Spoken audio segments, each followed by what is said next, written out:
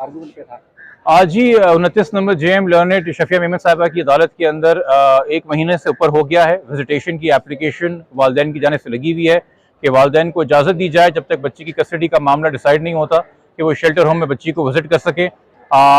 इसमें एडवोकेट आमना उस्मान साहिबा जो इस केस को लीड कर रही हैं, उन्होंने दलाइल दिए और ये कहना पड़ेगा कि आज उन्होंने इस केस में चौथी बार दलाइल दिए हैं। और ये इस केस में हमें कहते हुए कोई बाम नहीं है कि एक अनप्रेसिडेंटेड किस्म की हियरिंग्स हो रही हैं। विजिटेशन एक अनएलियनेबल राइट है।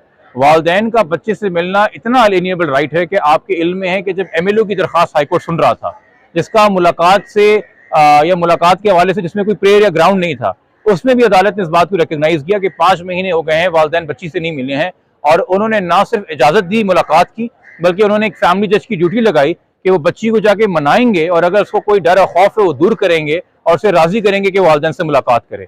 तो ये जब एक व्यू हाईकोर्ट ने लिया हुआ है और हाईकोर्ट भी तस्लीम कर रहा है इस केस में, इन केस के हकाइक को देखते हुए कि एक अनएलियनेबल राइट है, आप बच्चे और वालिदैन को मिलने से नहीं रोक सकते। यहां तक हाईकोर्ट ने रिमार्क्स में बोला था कि अगर बच्ची इनकार भी करे तब भी शरीयत के हवाले से, कानून और आइन के हवाले से गॉड मेड लॉ है, वालिदैन अंडर अ सिक्योर एनवायरनमेंट बच्ची से मुलाकात कर सकते हैं।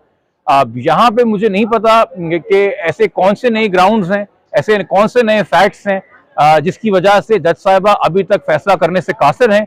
और अगर ये हमारी एप्लीकेशन डिसमिस होती है तो यकीनी तौर पे हम सबके लिए एक लर्निंग लेसन होगा। हम कानून के अंदर कोई नई तारीफ, कोई नई चीज़ पढ़ेंगे, क्योंकि हमारे इल्म में तो नहीं है कि जब तक कोई आपके पास प्रूफ ना हो, स्पेसिफिक प्रूफ ना हो कि वालिदैन ने अब्यूज़ किया है बच्चे को, वालिदैन ने जबर किया है बच्चे के ऊपर, तब तक आप विजिटेशन डिनाई करें। और विजिटेशन इसलिए भी अलाउ की जाती है जो आपसे मिलने आता है उसकी कस्टडी में बच्ची नहीं होती, बच्ची उसकी कस्टडी में होती है, इसकी कस्टडी पहले से सेफ समझी जा रही है अदालत से। इस तरह अगर वालिदैन के बीच में तलाक हो जाए और माँ के पास कस्टडी हो और बाप को विजिटेशन दी जाए तो वो माँ की कस्टडी के अंदर बाप आके विजिट करता है। इस तरीके से चाइल्ड प्रोटेक्शन सेंटर है, उसको कस्टडी दी हुई है, उसके सेफ एनवायरनमेंट में वालिदैन ऑलरेडी मुलाकात करके आ चुके हैं। हाई कोर्ट तक ने समझा है कि ये जरूरी, इनकी मुलाकात जो है वो अनसेफ नहीं है। तो आज हम एक्सपेक्ट कर रहे थे कि आज फिर इतनी तवील आर्गुमेंट्स हुई, फैसला हो जाना था, मगर खैर 31 अक्टूबर के लिए फैसले को महफूज किया है। हम उम्मीद ही कर सकते हैं कि ये जो बेसिक कॉन्सेप्ट है कानून के, इनको कंट्रोवर्शियल ना किया जाए। जो बेसिक बुनियादी बातें, जो कुदरत का भी निज़ाम है, जो कानून का भी निज़ाम है, उसके तहत वालिदैन को मिलने की इजाज़त दी जाए। ये केस में मुद्दई हैं, इनके बच्ची से मिलने पे केस का एविडेंस भी खराब नहीं होता। एक बच्ची को एक सेफ एनवायरनमेंट में चाइल्ड प्रोटेक्शन सेंटर में मिलकर बरगला भी नहीं सकते, उस हवाले से ये बच्ची को कोई नुकसान भी नहीं पहुंचा सकते, ना पहुंचाना चाहते हैं। तो मुझे नहीं पता, अगेन ये रीजंस बेहतर है जज साहिबा अपने ऑर्डर के तहत ही बताएंगी, बट ये हम जरूर कहेंगे, ये एक तरीके से हमारा आप प्रोटेस्ट भी कह लीजिए कि 3 से 4 बार इस केस को बार बार असरे नौ सुना गया है। आज सिर्फ इतनी मेहरबानी हम पे हुई है कि इस एप्लीकेशन को ऑर्डर के लिए रख दिया गया है, वरना हमें लग रहा था कि पहली हियरिंग के बाद ही ऑर्डर आ जाना था या दूसरी हियरिंग के बाद ही ऑर्डर आ जाना था, मगर बार बार सुना जा गया केस को, बार बार वही दलाइल रिपीट हुए, वो हम समझने से कासिर है। जिसका फायदा यकीनी तौर पे जो टाइम गेनिंग जो प्रैक्टिस है या जो टाइम गेनिंग टैक्टिक था अक्यूज का, मुल्जिम का, उसको फायदा पहुंचता रहा है, तो वो गेन करते रहे। तो आज एहसान है जी कि कम से कम ऑर्डर के लिए उन्होंने रख दिया। मुल्जिम के वकील का कहना है कि बच्ची माइनर नहीं है, अगर माँ बाप जाके मिले तो इन्फ्लुएंस करेंगे, उसको कन्विंस कर लेंगे तो ना मिलने दिया जाए, और अगर स्टेटमेंट लेना है कोर्ट ने तो कोर्ट बुला ले अपने पास। देखिए जी, अगर बच्ची माइनर नहीं है तो उसको कौन कन्विंस कर सकता है ना। 18 साल से ऊपर एक लड़की है जो कि एक सेफ प्रोटेक्शन सेंटर के अंदर, उसको ना आप कोई थ्रेट दे सकते हैं वहां पे, ना उससे आप ऐसी कोई बात कर सकते हैं। तो जो अगर ऑलरेडी 18 से ऊपर है तो भाई वो जाके शनाख्ती कार्ड के लिए क्यों नहीं अप्लाई कर देते, बच्ची का नया पासपोर्ट क्यों नहीं इशू करा देते। मुझे बता दीजिए कि क्या नादरा बच्ची का जो ऑलरेडी बेफॉर्म इशू कर चुका है उस रिकॉर्ड को जला के उसको 18 का डिक्लेयर करने को तैयार है? क्या आपके डीजी पासपोर्ट जो ऑलरेडी पासपोर्ट बच्ची को इशू हो चुका है, जिससे वो इंटरनेशनल ट्रैवल कर चुकी है, उस पासपोर्ट का रिकॉर्ड जला के उसको नया पासपोर्ट इशू करने को तैयार है? क्या वो डॉक्टर्स जिन्होंने ओपाइन किया है कि बच्ची नियर टू 15 ईयर्स है, वो 10 डॉक्टर्स जिसमें प्राइवेट अस्पताल के डॉक्टर भी शामिल हैं, क्या हम उन सबकी डिग्रियां जाली करार दे देंगे? ये क्या वो स्कूल, जैसे बच्ची का स्कूल लिविंग सर्टिफिकेट और स्कूल के डॉक्यूमेंट्स हैं, क्या वो स्कूल जाली था?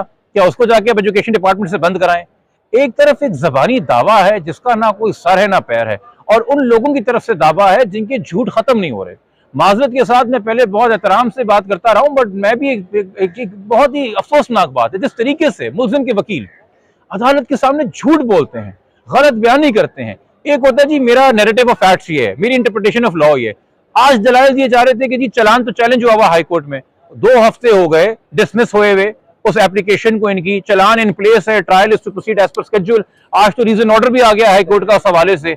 आप इतना मिसलीड कर रहे हैं as an officer of the court. इनके वकील भूल गए कि शायद मुल्जिम के वकील के अलावा इनकी ड्यूटी टुवर्ड्स द कोर्ट भी है, और कोर्ट को इस बात का एहसास करना चाहिए। और अगर देखिए जजेस, मुझे बहुत अच्छे लगते हैं जजेस जो मेरे हक में फैसला देते हैं, मुझे उससे ज्यादा अच्छे लगते हैं जजेस जो मेरे खिलाफ फैसला देते हैं, मगर बिल्कुल किसी को वो जजेस अच्छे नहीं लगते जो फैसला देने की सलाहियत नहीं रखते। आप फैसला दीजिए, बर वक्त फैसला दीजिए, तकाजे होते हैं कुछ अदालत के। ये आखिरी सिंध हाई कोर्ट का जो ऑर्डर था उसके कुछ और भी क्वेश्चन थे, बच्ची से मेडिकल बोर्ड की टीम जाके विजिट करेगी, कुछ इस किस्म की इन्फॉर्मेशन है कि कोई मेडिकल? देखिए वो साइकियाट्रिस्ट से अपनी आके रिपोर्ट देनी है, उन्होंने अपनी कंप्लायंस करनी है, वो डायरेक्शन सेक्रेटरी हेल्थ को है। सेक्रेटरी हेल्थ ने एक नोटिफिकेशन इशू किया जो कि एक पब्लिक डॉक्यूमेंट है। 13 अक्टूबर को 2 डॉक्टर्स का बोर्ड बना है। अब उन डॉक्टर्स की जो मीटिंग है और मीटिंग में जो डिस्कशन है वो आपको पता है वो एक क्लाइंट और डॉक्टर प्रिविलेज होता है।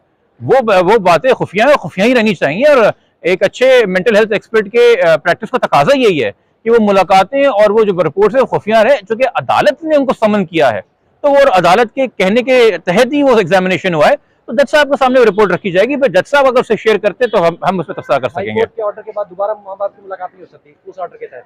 उस ऑर्डर के तहत तो एक मुलाकात थी ना, मजीद मुलाकातों के लिए तो हम यहाँ पे 1 महीने से एप्लीकेशन लगा के बैठे हैं। ठीक है, थैंक यू।